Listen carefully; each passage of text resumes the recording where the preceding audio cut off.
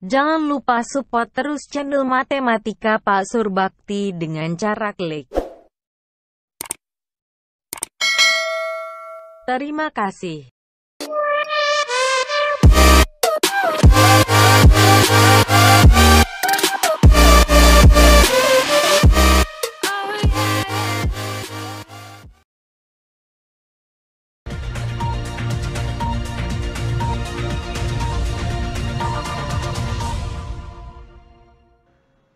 Selamat bertemu kembali sahabat CMPS channel Matematika Pak Surbakti, pejuang-pejuang CPNS 2020, teman-teman yang lagi mempersiapkan diri di dalam mengikuti tes seleksi kompetensi bidang atau SKB CPNS 2020, khususnya untuk formasi guru.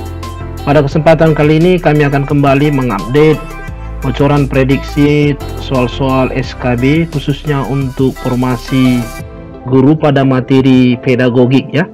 Pedagogik yang Pak Surbakti berikan di dalam kesempatan kali ini adalah mengenai pembahasan soal-soal evaluasi dan penilaian pembelajaran.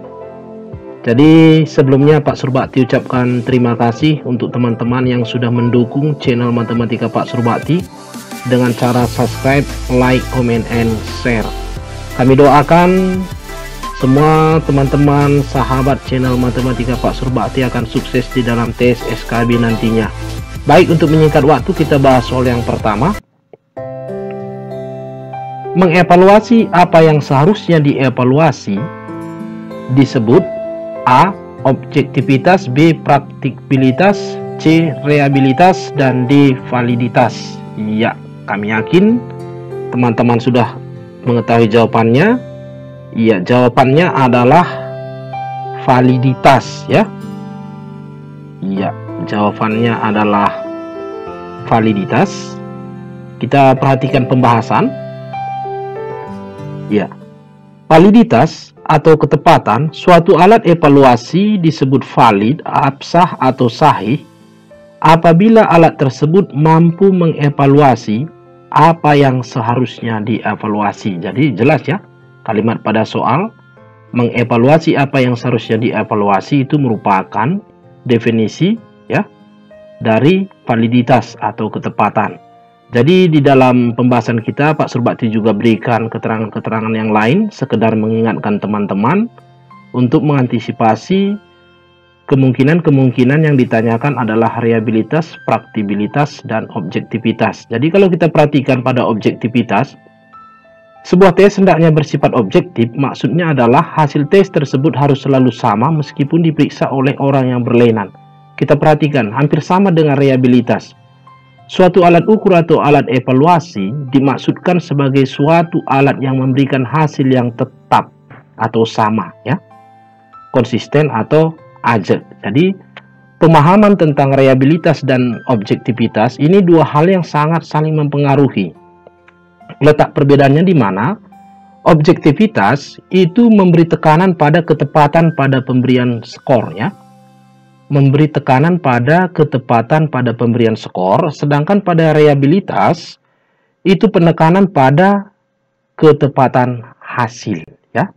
Jadi skor memberi dampak ya, tentunya skor memberi dampak kepada hasil. Jadi objek yang berbeda ya, objek yang berbeda, penekanan yang berbeda antara reliabilitas dan objektivitas.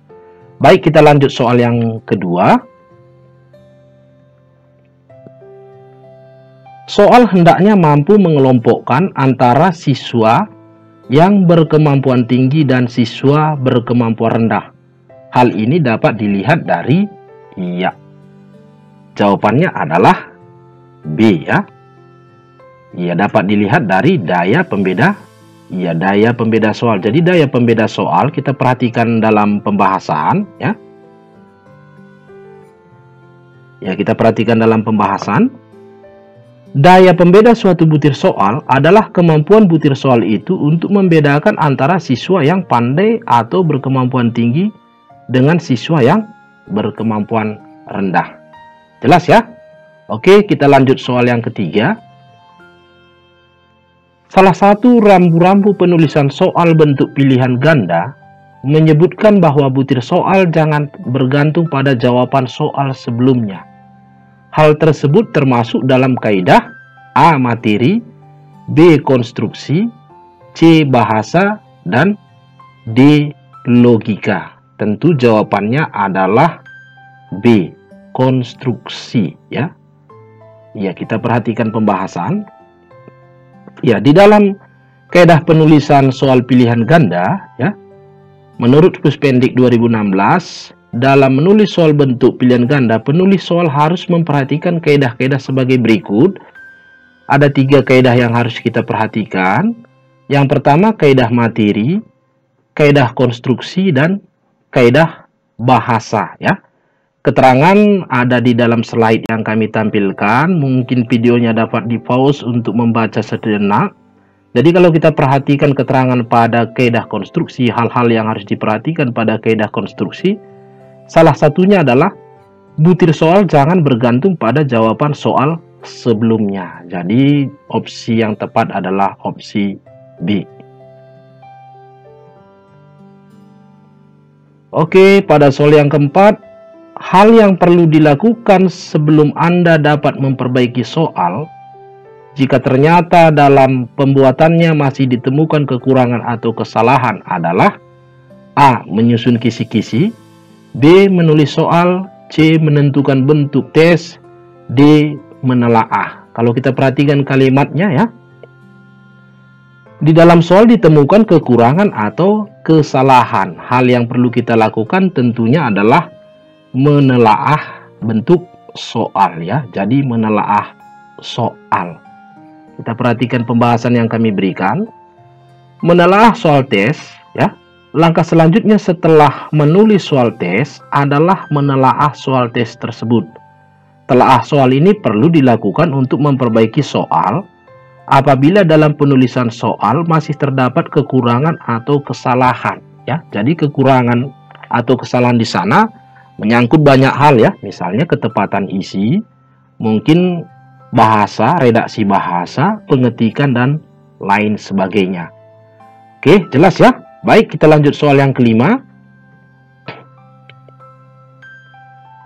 Pernyataan di bawah ini yang bukan merupakan tujuan guru dalam melaksanakan evaluasi pembelajaran adalah A. Mendeskripsikan kecakapan belajar peserta didik, B. Mengetahui keberhasilan proses pendidikan dan pengajaran, C.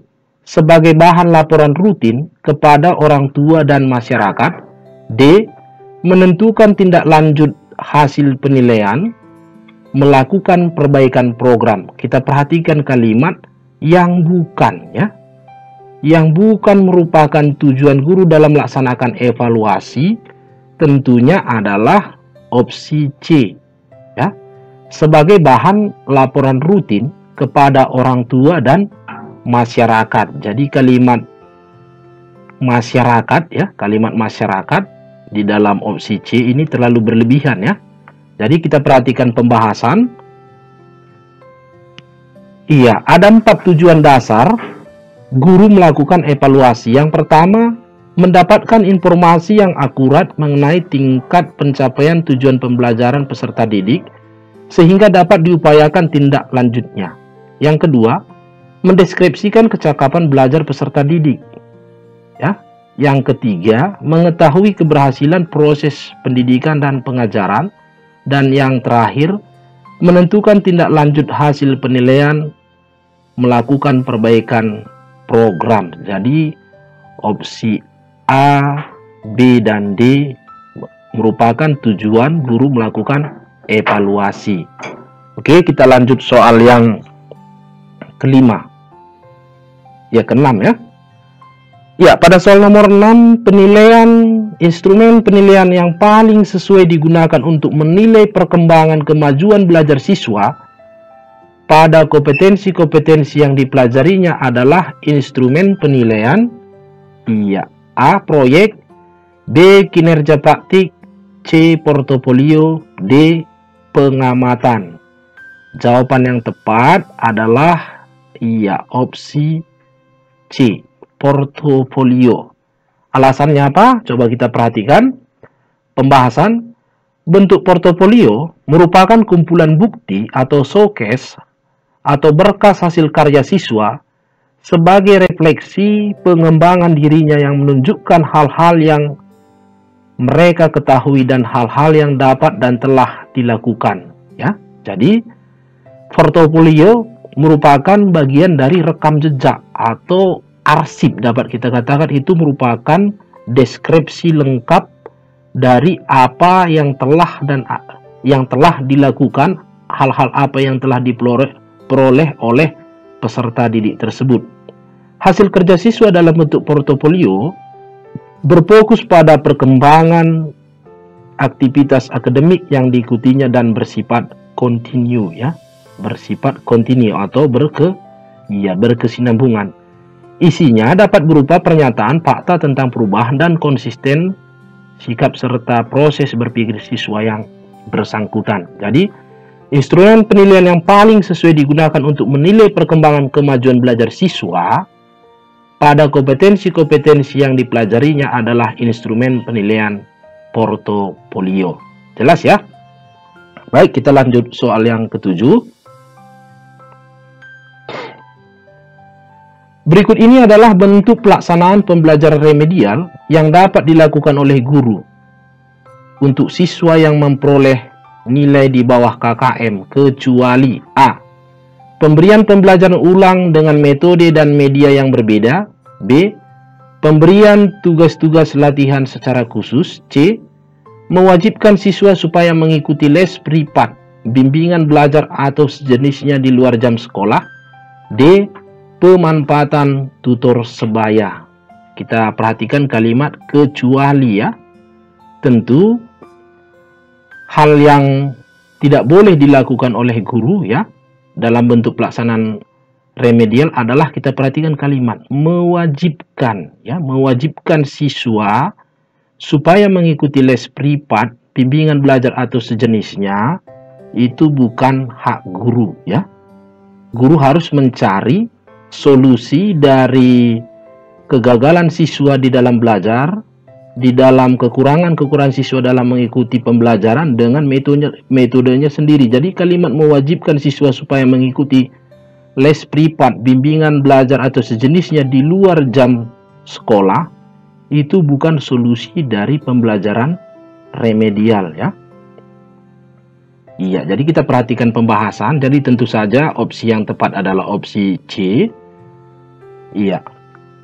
Pelaksanaan remedial, ya, bentuk-bentuk pelaksanaan remedial itu dapat dilakukan oleh guru dengan cara yang pertama, pemberian pembelajaran ulang dengan metode dan media yang berbeda. Pemberian bimbingan secara khusus, misalnya bimbingan perorangan. Pemberian tugas-tugas latihan secara khusus, ya. Dan pemanfaatan tutor sebaya. Jadi bentuk pelaksanaan remedial pada umumnya yang dapat dilakukan oleh guru di sekolah adalah pemberian pembelajaran ulang dengan metode dan media yang berbeda, pemberian bimbingan secara khusus, pemberian tugas-tugas latihan secara khusus, dan pemanfaatan tutor sebaya, ya. Oke. Ya, pada soal yang ke-8, perhatikan pernyataan-pernyataan di bawah ini. 1. Pertanyaan sesuai dengan jenjang jenis sekolah atau tingkat kelas. 2. Menggunakan kata tanya atau perintah yang menuntut jawaban perbuatan atau praktik. 3. Rumusan soal tidak mengandung kata ungkapan yang dapat menyinggung perasaan peserta didik. 4. Setiap soal harus memuat tabel, peta, gambar atau sejenisnya untuk memenuhi syarat kriteria soal HOTS. Pernyataan yang bukan, kita garis bawahi kembali yang bukan, ya, merupakan analisis kualitatif aspek konstruksi dari instrumen penilaian perbuatan atau praktik adalah nomor, ya, kita perhatikan terlebih dahulu pembahasannya, ya. Analisis kualitatif penilaian soal tes perbuatan praktik dari aspek konstruksi antara lain, ya, menggunakan kata tanya atau perintah yang menuntut jawaban perbuatan atau praktik. Yang kedua, ada petunjuk jelas ya, ada petunjuk jelas tentang cara mengerjakan soal.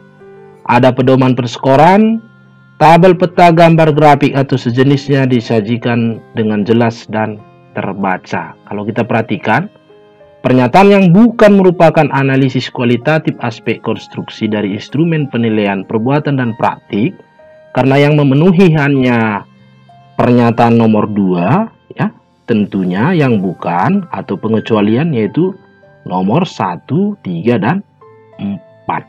Iya. Jadi opsi yang tepat adalah opsi D ya. Kalau kita perhatikan, pertanyaan sesuai dengan jenjang jenis sekolah atau tingkat kelas. Ini merupakan analisis kualitatif ya pada aspek materi ya. Kalau kita perhatikan pernyataan 3, rumasan soal tidak mengandung kata atau ungkapan. Ini analisis kualitatif dari aspek bahasa ya. Kalau kita perhatikan soal yang pernyataan yang keempat, setiap soal harus memenuhi tabel peta, gambar atau sejenisnya untuk memenuhi syarat kriteria soal HOTS ya. Kriteria soal HOTS tidak pernah mensyaratkan bahwa setiap soal itu harus memuat tabel peta atau gambar atau sejenisnya. Jadi ini pernyataan yang salah ya. Jelas ya teman-teman? Baik, kita lanjut soal yang ke-9.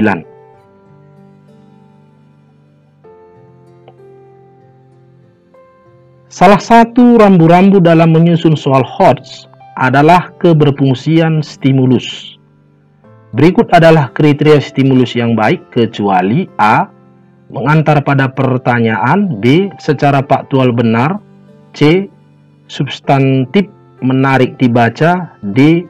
parsial disajikan ya. Kita perhatikan pembahasan kriteria stimulus yang baik digunakan dalam menyusun soal. Yang pertama, substantif dan menarik untuk dibaca ya. Ya, tentunya memenuhi opsi C ya. Iya. Menarik perhatian bagi peserta ujian. Poin yang ketiga, ditulis dan dirancang dengan baik. Keempat, cukup menantang atau optimal, tidak terlalu mudah dan tidak terlalu sulit.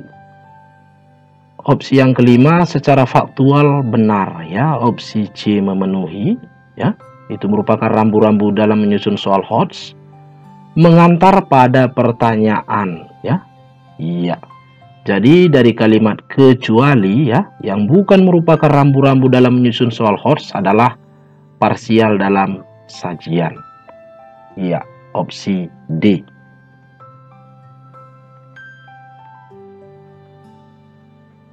Untuk memastikan validitas soal-soal ujian akhir semester yang dibuatnya, Bu Nani menyusun soal-soal hanya berdasarkan materi-materi yang telah disampaikan selama semester tersebut saja.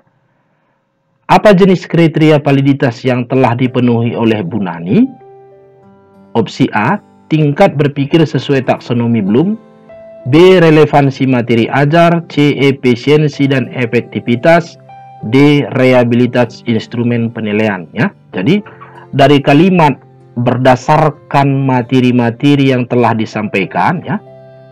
Ya, berdasarkan materi-materi yang telah disampaikan, maka keywordnya kita ketahui bahwa ini adalah relevansi materi ajar ya. Relevansi materi ajar. Kita perhatikan pembahasannya. Beberapa kriteria validitas dalam menginterpretasi hasil tes dari sebuah instrumen penilaian adalah keterwakilan dan relevansi isi materi ya. Iya. Jadi validitas hasil penilaian sangat tergantung pada sejauh mana soal-soal tersebut. Soal-soal dalam tes tersebut telah mencakup seluruh materi-materi pada periode penilaian tersebut ya. Jadi penilaian yang dilakukan harus memperhatikan materi dalam periode tersebut ya. Soal tidak akan valid ketika misalkan Bu Nani mengajar di kelas 6 semester 2 ya, dia menguji soal-soal kelas 4 semester 1 atau sebaliknya ya. Jadi cukup jelas menurut kami pembahasannya. Boleh di pause kembali video kita supaya membaca kembali pembahasan ini untuk memberikan pemahaman yang baik bagi teman-teman di dalam memahami kriteria-kriteria di dalam menyusun validitas ya, validitas soal. Baik, kita lanjut untuk soal yang ke-11. Iya, soal yang ke-11. Untuk menilai tugas esai siswa tentang globalisasi, Pak Eko menggunakan rubrik penilaian. Tindakan tersebut meningkatkan validitas hasil penilaian Pak Eko, khususnya dari sisi A. kesesuaian dengan tujuan pembelajaran, B. keterampilan berpikir siswa, C. keadilan bagi seluruh siswa, dan D. reliabilitas dan objektivitas. Kita perhatikan kalimat rubrik penilaian ya.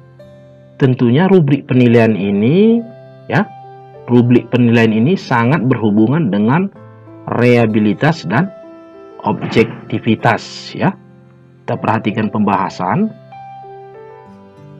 Rubrik penilaian adalah suatu alat penskoran yang terdiri dari daftar seperangkat kriteria penilaian atau apa yang harus dihitung. Tujuan rubrik penilaian yaitu siswa diharapkan secara jelas memahami dasar penilaian yang akan digunakan untuk mengukur suatu kinerja siswa. Ya, jadi kami berikan juga keterangan-keterangan dari validitas, reliabilitas, dan objektivitas. Jadi pada dasarnya ya, pada dasarnya rubrik penilaian ini merupakan alat yang digunakan di dalam reliabilitas ya dan objektivitas ya. Sekali lagi kami jelaskan bahwa antara reliabilitas dan objektivitas ini sebenarnya perbedaannya sangat tipis sekali dan sangat saling mempengaruhi. Kalau kita perhatikan, reliabilitas suatu alat ukur atau alat evaluasi dimaksudkan sebagai suatu alat yang memberikan hasil yang tetap sama ya, tetap sama, konsisten atau ajak. Pada objektivitas, sebuah tes hendaknya bersifat objektif. Maksudnya adalah hasil tes tersebut harus selalu sama. Kita perhatikan, harus selalu sama ya. Jadi objektivitas ya, objektivitas itu memberi tekanan pada ketepatan pemberian skor ya, ketepatan pemberian skor. Dan reliabilitas itu memberi penekanan pada ketetapan hasil. Artinya pada objektivitas, siapapun, misalkan siswa ujian diperiksa oleh guru-guru yang berbeda ya, maka akan menghasilkan hasil yang sama jika ya, jika rubrik penilaian atau rambu-rambunya jelas ya. Rubrik penilaian atau rambu-rambunya jelas, karena rubrik penilaian itu daftar seperangkat kriteria atau penilaian. Jadi mudah-mudahan apa yang kami jelaskan dapat dipahami. Tentunya tindakan yang dilakukan oleh Pak Eko tersebut yaitu meningkatkan validitas ya, meningkatkan validitas hasil penilaian Pak Eko khususnya dari sisi reliabilitas dan objektivitas.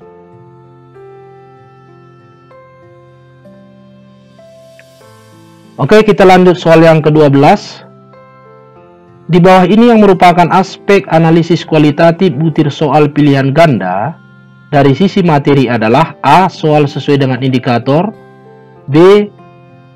panjang pilihan jawaban relatif sama, C. menggunakan bahasa yang komutatif, D. soal tidak memberi petunjuk jawaban. Ya, opsi yang tepat adalah opsi A ya. Soal sesuai dengan indikator. Ya, ini kesalahan di dalam slide ini ya. Oke, baik, kita perhatikan pembahasan. Analisis kualitas soal pilihan ganda dari aspek materi ya, dari aspek materi. Poin yang pertama, soal sesuai indikator. Yang kedua, materi yang diukur sesuai dengan kompetensi, relevansi, dan kontinuitas. Yang ketiga, pilihan jawaban homogen dan logis. Dan yang keempat, hanya ada satu kunci jawaban. Inilah 4 sisi aspek analisis ya, analisis kualitatif atau analisis kualitas soal pilihan ganda dari sisi aspek materi. Oke, jelas ya. Baik, kita lanjut soal yang ke-13.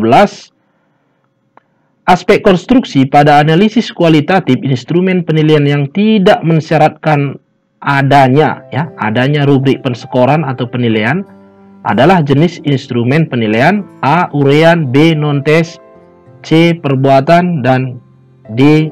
Pilihan ganda. Iya.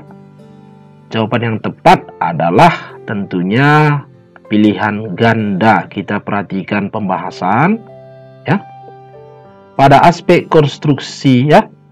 Pada aspek konstruksi soal pilihan ganda tidak mensyaratkan adanya rubrik penskoran ya.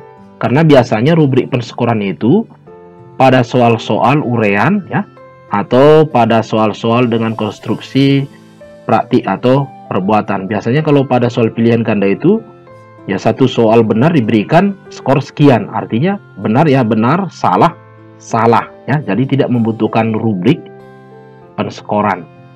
Jadi karena kalimat tidak mensyaratkan adanya rubrik penskoran, memang soal-soal pilihan ganda biasanya tidak menggunakan rubrik penskoran. Baik, silahkan dibaca pembahasan yang kami berikan. Silahkan di pause videonya untuk mendapatkan informasi yang lengkap. Baik, kita lanjut soal yang ke-14. Penilaian proses dan hasil belajar yang dilakukan oleh seorang guru menunjukkan hasil bahwa ada sedikit peserta didik yang belum mencapai nilai 75 dari skala 0 sampai 100. Tindakan pertama yang perlu dilakukan oleh guru tersebut dengan kondisi seperti itu adalah: A. Melakukan pembelajaran remedial, B.